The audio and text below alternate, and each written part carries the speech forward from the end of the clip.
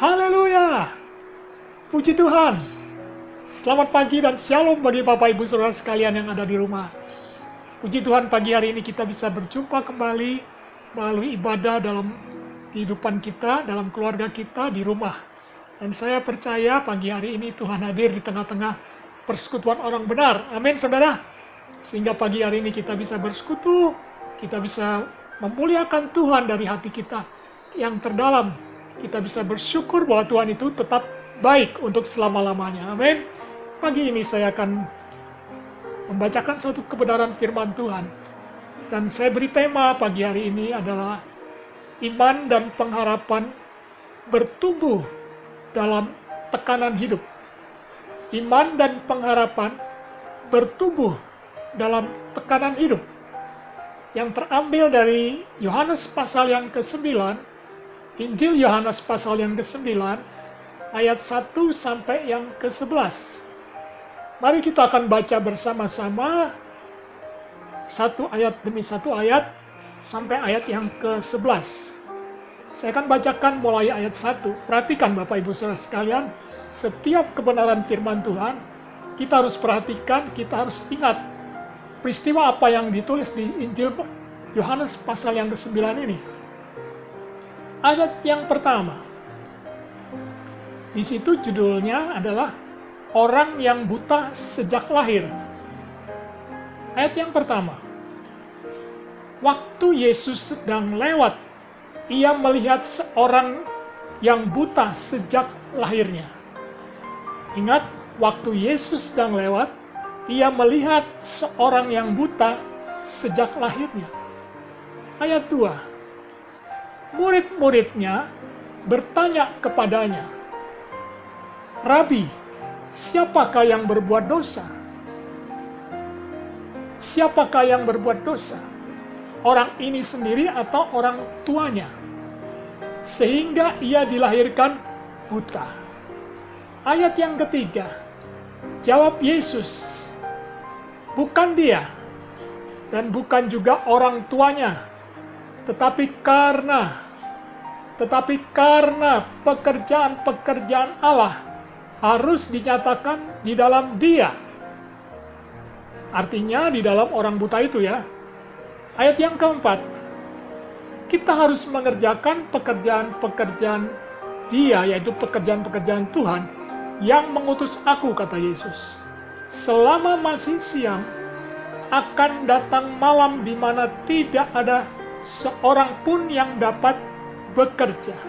Ayat 5, selama aku di dalam dunia, akulah terang dunia. Setelah ia mengatakan semuanya itu, ia meludah ke tanah dan mengaduk ludahnya itu dengan tanah, lalu mengoleskannya pada mata orang buta tadi. Ayat yang ke-7, dan berkata kepadanya, pergilah, basuhlah dirimu dalam kolam Siloam. Siloam di sini artinya yang diutus. Maka pergilah orang itu, ia membasuh dirinya, lalu kembali dengan matanya sudah melek. Ayat yang ke-8, tetapi tetangga-tetangganya dan mereka yang dahulu mengenalnya sebagai pengemis, mereka berkata, bukankah dia ini yang selalu mengemis? Ayat 9, ada yang berkata, benar, dialah ini. Ada pula yang berkata, bukan, tetapi ia serupa dengan dia. Orang itu sendiri berkata, benar, akulah itu. Ayat 10, kata mereka kepadanya, bagaimana matamu menjadi melek? Ayat yang ke-11, jawabnya, orang yang disebut Yesus itu mengaduk tanah, mengoleskannya pada mataku dan berkata kepadaku, pergilah ke Siloam dan basuhlah dirimu. Lalu aku pergi, dan setelah aku membasuh diriku, aku dapat melihat. Amin. Demikianlah firman Tuhan pagi ini yang kita sudah baca bersama-sama, dan kita tahu bahwa peristiwa atau kisah ini bagaimana seorang buta yang sejak lahirnya, dari lahirnya aja udah buta. Tapi ketika Yesus lewat, sedang lewat. Ya, Yesus melihat seorang yang buta itu sejak lahirnya. Dan pagi hari ini firman Tuhan, tadi yang saya katakan, saya beri judul, iman dan pengharapan bertumbuh di tengah tekanan hidup. Nah, kita melihat peristiwa ini, ada 3 jenis mata yang memandang. Ada 3 jenis mata yang memandang, melihat orang buta yang buta sejak lahirnya. 3 jenis mata yang melihat. Yang pertama, perhatikan di sini. Kalau saudara tadi sudah membaca bersama, mata yang pertama adalah mata yang berada dalam kegelapan dan sejak lahir tidak pernah melihat apa-apa. Memang benar dia buta sejak lahir, nggak pernah lihat apa-apa. Itu mata pertama, jenis mata yang pertama. Mata yang buta sejak lahir tidak pernah lihat apa-apa. Dan saudara tahu, tidak mudah untuk menyelami keadaan dan perasaan orang yang buta. Nggak gampang. Kita menyelami perasaan orang buta pada waktu sejak lahir. Tidak mudah kita menyelaminya. Itu mata yang pertama. Mata yang kedua adalah mata yang diwakili oleh para murid-muridnya bersama Yesus pada waktu Yesus lewat di situ. Ya. Tetapi mata murid-murid itu, mereka tidak bermaksud untuk menghina orang buta itu. Mereka tidak bermaksud untuk menyinggung keberadaan orang buta tersebut atau menghina. Tetapi secara umum saudara, itulah reaksi yang senantiasa muncul saat melihat orang buta. Seperti itu. Itu reaksi. Wajar saja reaksi manusia seperti itu. Nah, mata yang melihat dengan rasa ingin tahu, namun yang mengeluarkan kalimat-kalimat dan komentar-komentar yang sepertinya itu menjudgment mentalnya, menghakimi mental orang buta itu pada orang yang buta tadi. Sehingga murid-muridnya bertanya kepada Yesus, akibat dosa siapakah ini? Akibat dosa siapakah ini? Apakah dosa dia sendirikah? Atau dosa orang tuanya? Murid-muridnya bertanya kepada Yesus seperti itu. Kalau tadi kita sudah baca ayat 2-nya tadi. Namun apakah pertanyaan-pertanyaan seperti ini bisa menolong? Ya, bisa menolong kondisi dan situasi orang buta ini? Tentu tidak. Mereka bertanya apakah dosanya sendiri atau orang tuanya? Itu tidak menolong. Nah, mata yang ketiga, perhatikan di sini. Tadi yang kedua adalah mata para murid. Sepertinya mereka coba menghakimi orang itu. Orang buta tadi. Yang ketiga, yaitu adalah mata dari Tuhan Yesus Kristus. Melihat, memandang orang buta ini dengan kasih dan empati atau belas kasihan. Itu di ayat yang pertama tadi kita baca. Pada waktu Yesus sedang lewat, Yesus hanya melihat kasihannya dan penuh kasih, penuh empati, penuh dengan belas kasihan. Sehingga ya, inilah jenis mata yang melihat berbeda dengan semua yang mata yang lain. Beda penglihatan Yesus dengan murid-muridnya, mungkin juga dengan tetangga-tetangga orang buta tadi, berbeda. Yesus melihat dengan cara ilahi. Dia melihat dengan penuh belas kasihan. Dia melihat, dia penuh dengan kasih kepada orang buta itu. Bukan Yesus tidak tahu, dia tahu bahwa orang itu sudah sejak lahir dia pengemis, dia sudah sejak lahir buta. Nah, mata yang melihat itu dapat melihat kesulitan orang lain. Yesus punya karakter seperti itu. Dia punya mata bisa melihat kesulitan orang lain. Dia bisa melihat dengan segenap hati, dengan kasihnya, melihat bahwa orang buta itu hidup dalam tekanan karena dia belum pernah bisa melihat sejak dia lahir.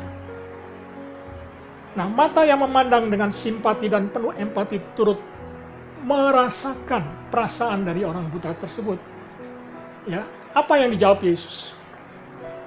Yesus memberi jawaban kepada murid-muridnya dengan tegas dan jelas pertanyaan tadi yang diajukan oleh para murid-muridnya, bahwa semuanya itu terjadi supaya pekerjaan-pekerjaan Allah dinyatakan dalam diri orang tersebut. Kisah ini adalah kisah yang sangat ironis, saudara. Karena ada mata orang yang buta akhirnya bisa melihat dan mengenal Yesus Kristus setelah dia sembuh. Sangat ironis.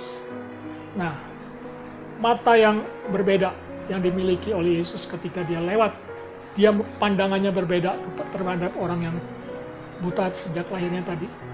Nah, untuk direnungkan peristiwa ini, betapa kita bersyukur. Kita harusnya bersyukur. Kita harusnya berterima kasih kepada Tuhan yang boleh membuat kita bisa melihat, bisa mengalami perjumpaan dengan Tuhan setiap kapanpun. Iya kan? Karena Tuhan itu senang ditemui oleh orang-orang yang mengasihi Dia. Karena Yesus pada waktu lewat, dia melihat sungguh-sungguh kedalaman hati orang tersebut. Dengan mata yang agung dan mulia, Yesus melihatnya. Punya mata yang berbeda. Bukan mata yang menghakimi. Karena di akhir-akhir zaman ini, banyak orang memandang dengan mata yang selalu suka menghakimi orang. Menghina orang. Menjelekan orang. Ya kan? Nah, biarlah mata kita boleh melihat dan menyaksikan kebesaran kemuliaan Tuhan yang selalu menjamah hati saudara dan saya. Dan saya percaya pagi hari ini, kita punya mata juga seperti mata Kristus. Seperti mata Yesus. Sehingga kita bisa melihat orang yang dalam penderitaan. Kita bisa punya kasih, belas kasihan, empati, bisa merasakan apa yang dia sedang alami. Dan saya percaya, itu adalah anugerah yang Tuhan berikan bagi saudara dan saya, sehingga kita bisa mengasihi orang-orang yang hidupnya dalam tekanan hidup, dalam penderitaan, dalam kesulitan yang berkepanjangan, apalagi di masa-masa pandemi seperti ini.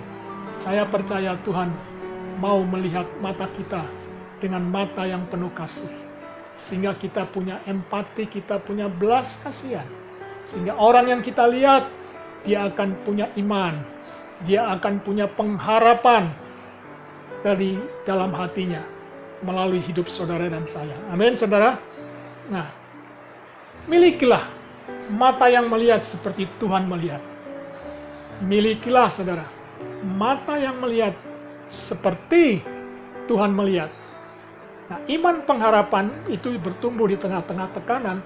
Bagaimana bisa bertumbuh? Yang pertama, saudara boleh catat, boleh ingat. Yang pertama, ketika kita fokus pada sumber kehidupan, bukan sumber masalah, maka iman kita akan bertumbuh. Pengharapan kita akan bertumbuh.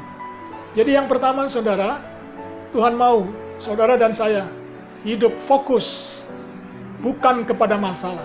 Memang kita tidak terlepas dari masalah. Saudara, kita semua punya masalah. Tapi kita bukan fokus pada masalah. Masalah boleh ada, tapi itu bukan masalah buat kita. Amin. Saudara, masalahmu boleh ada, tapi itu tidak masalah buat masalah saudara. Amin. Dan pagi hari ini yang Tuhan ingatkan, kunci pertama untuk iman dan pengharapan kita bisa bertumbuh di tengah-tengah tekanan hidup dalam kesulitan, penderitaan, persoalan sebesar apapun. Yang pertama adalah mari kita hidup fokus kepada sumber kehidupan, bukan sumber masalah. Singkirkan semua sumber masalah dalam hidupmu. Tapi kita fokus dengan sumber kehidupan melalui Yesus Kristus yang sudah mati dan bangkit untuk hidup kita. Dia sudah selesaikan semua penderitaan, kesulitan, kesusahan kita. Dan dia beri kita kekuatan. Tuhan memberikan kita juga kelegaan. Sehingga pagi hari ini, apa yang dialami oleh orang buta tadi, dibuatnya pekerjaan-pekerjaan Tuhan itu dinyatakan di dalam hidupnya. Dia bisa melihat kembali, dia bisa mengalami perjumpaan dengan Kristus. Dan pada akhirnya dia Fokus kepada Yesus yang sudah menyembuhkan. Nah, jadi saya ingatkan saudara, mari jangan kita fokus pada masalah. Amin. Masalah boleh ada, tapi itu tidak menjadi masalah buat kita. Amin. 2 Korintus, mari kita buka firman Tuhan dalam 2 Korintus pasal 5, ayat yang ke-7 mengatakan begini. Sebab hidup kami ini adalah hidup karena percaya, bukan karena melihat. Amin, saudara. 2 Korintus 5 ayat yang ke-7 mengatakan, sebab hidup kami, hidup saudara dan saya ini adalah hidup karena percaya, bukan karena melihat. Orang buta ini dia percaya. Ketika Yesus mengaduk ludahnya dengan tanah, kemudian Yesus bilang, basuhlah di kolam Siloam. Orang buta tadi, dia percaya. Dia tidak tanya kenapa pakai ludah, kenapa pakai tanah atau pakai lumpur tanah yang diaduk dengan ludah. Dia tidak bertanya, tapi dia percaya. Apa yang dikerjakan Tuhan, apa yang dikerjakan Yesus, pasti ada perubahan, pasti ada mujizat. Amin. Dan pada akhirnya orang buta itu dapat melihat atau dapat melek kembali. Bayangkan saudara, sejak lahir dan ketika dia mengalami perjumpaan dengan Yesus, dari pandangannya Yesus tahu ini pekerjaan Allah akan dinyatakan dalam hidup orang yang buta sejak lahir. Dan saya percaya, kesulitan apapun dalam hidupmu, mari kita pandang Yesus, fokus kepada sumber kehidupan, yaitu Yesus Kristus Tuhan, sehingga kita bisa melihat segala yang tertutup, Tuhan bukakan. Setiap pintu-pintu yang tertutup, Tuhan bukakan, sehingga kita bisa menerima janji Tuhan. Amin. Yang kedua, Yesus firman Tuhan ini mengajarkan, mari kita fokus untuk mencari perkara-perkara yang di atas. Ya, jadi Tuhan mau iman dan pengharapan kita bukan bertumbuh karena masalah. Bukan bertumbuh karena persoalan kita berat. Tapi iman dan pengharapan kita bertumbuh karena kita fokus mencari perkara-perkara yang di atas. Apa itu perkara-perkara yang di atas? Dalam Kolose pasal 3 ayat 1 dan 2 saya akan bacakan bagi Bapak Ibu Saudara sekalian. Kolose pasal 3 ayat 1 dan 2 mengatakan demikian. Karena itu, kalau kamu dibangkitkan bersama dengan Kristus, carilah perkara yang di atas, di mana Kristus ada duduk di sebelah kanan Allah. Pikirkanlah perkara yang di atas, bukan yang di bumi. Nah, ini yang kedua. Ya, Tuhan mengajarkan kita untuk kita mengalami pertumbuhan iman dan pengharapan kita di tengah-tengah persoalan atau tekanan hidup. Bukan kita fokus pada masalah atau tekanan hidup kita, tapi kita fokus kepada sumber kehidupan. Kita fokus memikirkan dan mencari perkara-perkara yang di atas, di mana Yesus telah dibangkitkan. Dan Yesus katakan sini, pikirkanlah perkara-perkara di atas, bukan yang di bumi. Di bumi banyak persoalan, banyak masalah, tapi di atas saya percaya tidak ada masalah. Amin.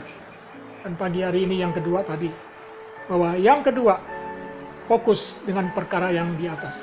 Karena perkara di bumi kita alami hanyalah sementara, sesaat saja. Jangan terlalu menikmati perkara yang di bumi. Jangan terlalu memikirkan perkara di bumi. Sampai lupa ada perkara yang besar di atas yang Tuhan sediakan. Pintu-pintu dibuka, pintu anugerah dibuka untuk orang-orang yang mencari sumber kehidupan, yaitu Yesus Kristus Tuhan. Nah, yang terakhir, yang ketiga, selain kita fokus kepada sumber kehidupan, yaitu Yesus Kristus sebagai sumber kehidupan, selain juga itu kita fokus kepada perkara-perkara yang di atas, di mana Yesus telah bangkit untuk menyelesaikan dan menyediakan segala yang kita butuhkan. Yang ketiga adalah, mari kita fokus pada kerajaan Allah. Yang terakhir itulah, fokus pada kerajaan Allah, saudara. Kita singkirkan semua tekanan hidup kita. Kita singkirkan semua perkara-perkara yang membuat kita susah, yang membuat kita menderita.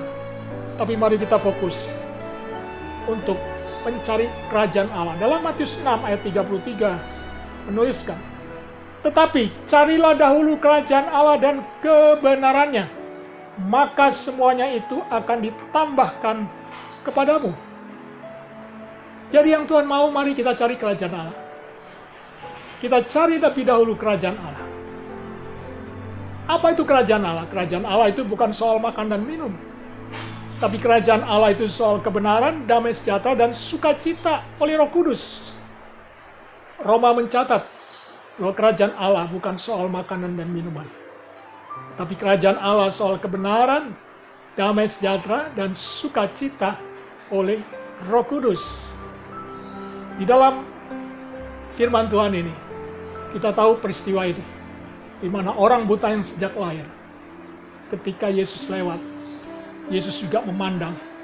Ketika murid-murid itu juga lewat, mereka juga memandang. Dan mereka punya mata yang berbeda, pikiran yang berbeda, hati yang berbeda. Hanya hatinya Yesus, hanya matanya Yesus yang penuh dengan belas kasihan, yang penuh dengan mujizat, yang penuh dengan kuasa, sehingga orang buta itu dicelipkan dan dapat melihat kembali. Betapa sukacitanya orang buta itu yang sejak lahir belum pernah melihat, ketika ketemu Yesus dia bisa melihat. Luar biasa, saudara. Demikian juga dalam hidup kita. Betapa sukacitanya ketika kita sudah sekian lama di rumah saja, sudah sekian lama kita mengalami kesulitan demi kesulitan, sudah kesekian lama mungkin yang bekerja tidak mendapat income, di PHK, pengurangan pegawai. Ada waktunya Tuhan, ketika kita mengalami perjumpaan dengan Tuhan, kita fokus pada sumber kehidupan, kita fokus pada perkara-perkara yang di atas, bukan yang di bumi. Kita fokus untuk mencari kerajaan Allah dan kebenarannya. Maka yang sulit dibuatnya mudah, yang sukar dibuatnya gampang, yang tidak mungkin dibuatnya sangat mungkin. Amin, saudara. Haleluya. Demikianlah firman Tuhan, biar menjadi berkat bagi Bapak Ibu Saudara sekalian.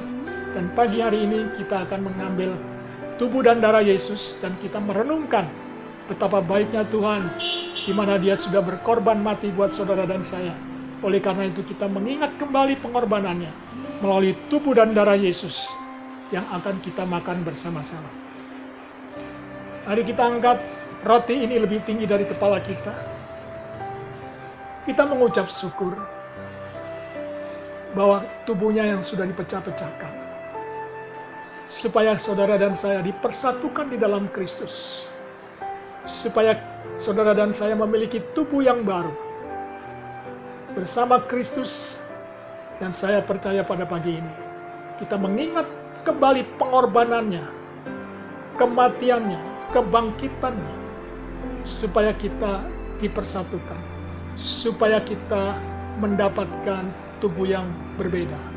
Karena tubuh Kristus ini yang dipecah-pecahkan, tujuannya supaya kita dipulihkan di dalam Yesus Kristus Tuhan. Dan mari kita memakan bersama-sama dengan iman, yaitu di dalam nama Tuhan Yesus Kristus. Kami percaya dan kami peringati, kami mengingat kembali pengorbananmu, kematianmu, kebangkitanmu, kedahsyatanmu dalam hidup kami. Sehingga yang buta bisa melihat, yang lemah dikuatkan, yang susah diberikan penghiburan.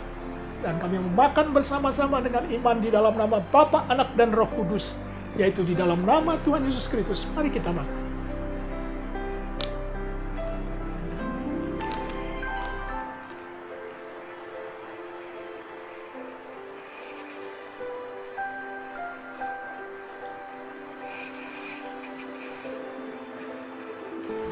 Kita angkat anggur ini lebih tinggi dari kepala kita. Kita percaya darahnya yang tertumpah, yang dicurahkan di Golgota, supaya kita mengalami banyak perubahan hidup. Terima kasih Tuhan. Kami bersyukur Engkau membuat itu luar biasa dan dahsyat. Dan darah-Mu yang tercurah di kayu salib, supaya kami mengalami penebusan secara total, sehingga segala kutuk semuanya diselesaikan, sehingga kami tidak lagi mengalami kemiskinan, sehingga kami tidak mengalami keterikatan dengan dosa. Dan pagi hari ini saya percaya darah-Mu untuk menebus segala kelemahan dan dosa kami. Dan kami ingat itu senantiasa untuk selama-lamanya, bahwa Tuhan sudah menebus hidup kami.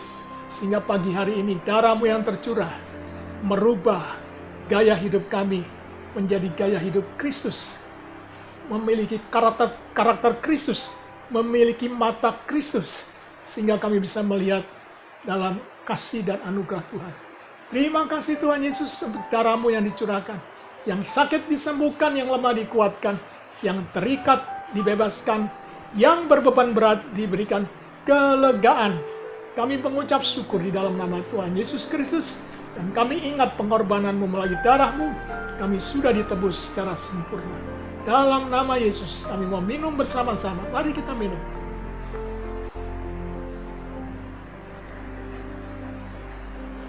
Amin. Mari kita berdoa.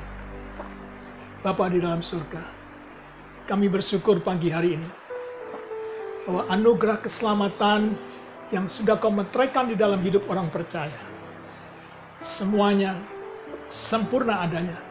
Sehingga pagi hari ini kami percaya Engkau mengingatkan kami untuk kami tetap fokus kepada sumber kehidupan kami, yaitu Yesus Kristus Tuhan. Kami tetap fokus dengan perkara-perkara yang di atas, bukan yang di bumi. Kami tetap fokus dengan mencari kerajaan Allah, bukan mencari masalah.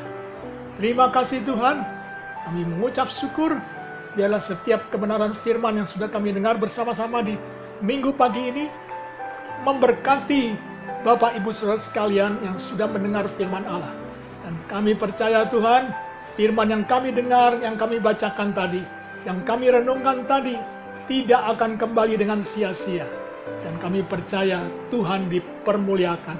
Di dalam nama Tuhan Yesus Kristus, kiranya berkat Allah tercurah di dalam kehidupan kami semua. Sehingga kami dilimpahkan dengan kasih karunia-Mu, dan wajah-Mu terus mencurahkan, melimpahkan damai sejahtera. Sehingga keluarga kami dipenuhi dengan damai sejahtera, mulai hari ini sampai selama-lamanya. Kasih dan anugerah Allah dan berkat Tuhan, serta persekutuan dengan Roh Kudus, senantiasa menyertai dimanapun saudara dan saya berada, mulai hari ini sampai selama-lamanya. Semua yang percaya katakan, amin. Haleluya. Tuhan memberkati. Amin.